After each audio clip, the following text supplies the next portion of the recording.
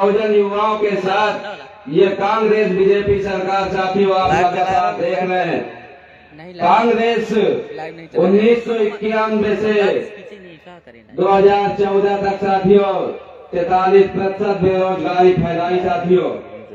बहुत बड़ी समस्या है और साथियों ये मोदी सरकार जो 2014 से 2022 तक साथियों 75% युवाओं को बेरोजगारी का अभाव मिला साथियों। इतने ज्यादा से ज्यादा बेरोजगारी फैला रही साथियों ये माओवादी सरकारें।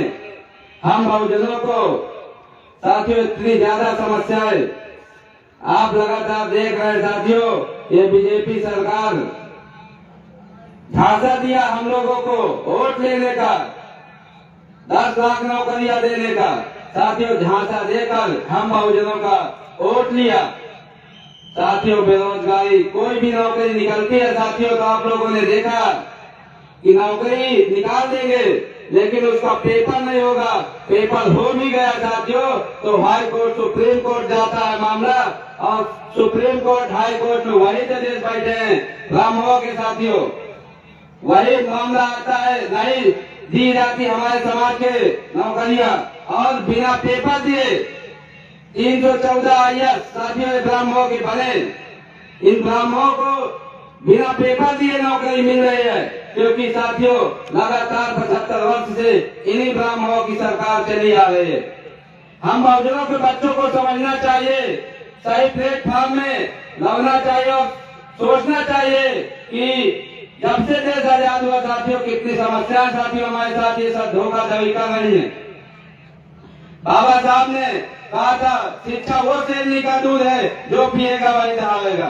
लेकिन साथियों आप लोग देख रहे हैं ये मनवादी सरकारें नई शिक्षा नीति लाए कि हम बहुजनों को शिक्षा ही न मिले। जब शिक्षा ही नहीं आएगी साथियों तो हम लोग पढ़ेंगे नहीं, जब पढ़ेंगे नहीं तो नौकरी कैसे मांगेंगे साथियों, दवाई कैसे करेंगे कि हम लोगों को नौकरी चाहिए। ये साथियों इनकी नीति है।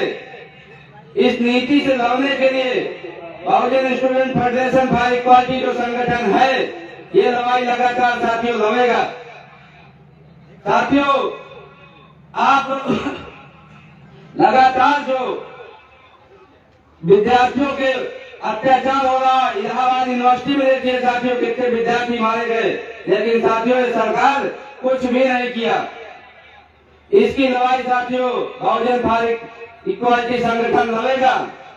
ये वादा देते हैं साथियों अभी नया नया बना है लेकिन आने वाले समय में हम लोग लगातार लड़ाई लड़ेंगे साथियों। ये जो बेरोजगारी फैलाई है बहुत ज्यादा से ज्यादा जो फैल रही है साथियों इसमें हम बेरोजगारों को अब इन बीजेपी सरकार कांग्रेस सरकार के झांसे में नहीं आना है।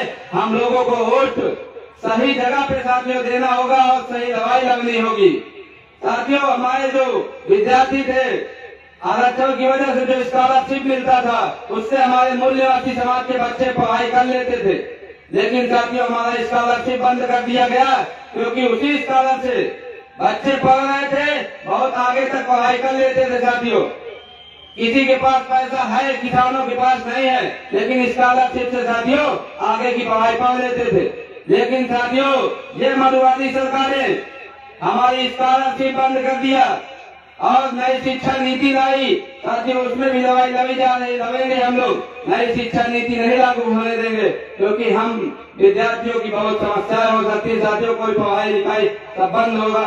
हम फंड लेने गए थे ढाका में साथियों एक SP था वो जब नई शिक्षा नीति के बारे में बताया वो बता रहा था साथियों कि मेरी औकात नहीं है तो किसान के बच्चों का क्या होगा साथियों। मेरी औकात नहीं नई शिक्षा नीति में पढ़ाने की। इतनी खतरनाक है साथियों। साथियों ज्यादा समय ना लेते हुए मैं बस इतनी बार अपनी आखिरी बात कहकर समाप्त करूंगा साथियों। शेरनी की नस्लें कहीं सियार पैदा नहीं करती, शेरनी की नस्लें कहीं सियार पैदा नहीं करती। हम मूल निवासियों की माए कभी गद्दार पैदा नहीं करती, गद्दार पैदा नहीं करती। धन्यवाद। जय मनुष्य।